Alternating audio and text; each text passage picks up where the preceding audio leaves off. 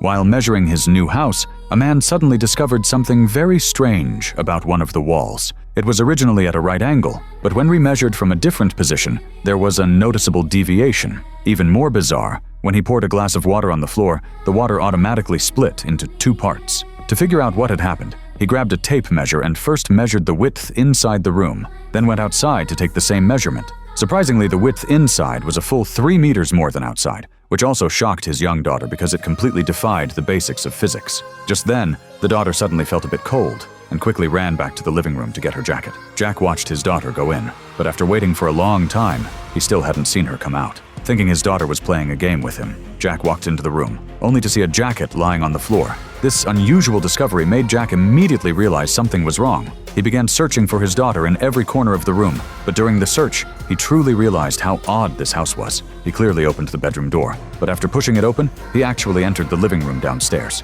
At that moment, a dark shadow suddenly appeared behind Jack, but he didn't notice because his top concern was finding his daughter as soon as possible. However, Jack had actually lost his way. To mark his path, he hurriedly grabbed a chair and placed it at the doorway. But when he turned around, the original bedroom had turned into a long corridor. At the same time, his daughter also walked into a pitch-black hallway. Just as she was feeling puzzled, a large door inexplicably opened by itself. She went inside and found a strange woman lying in the bathtub. As she approached, a man suddenly appeared behind her, causing the girl to scream in fright. The scream reached Jack's ears, and he quickly searched in the direction of the sound, finally finding the room where his daughter was. He frantically kicked open the door, only to end up back in the living room. Seeing his daughter sitting on the stairs, shivering, Jack immediately hugged her to comfort her. After the little girl calmed down, she told her father that there seemed to be other people living in this new house. These words suddenly reminded Jack that ever since moving into this new house, many eerie things had happened. That day, when he brought his wife to the new house,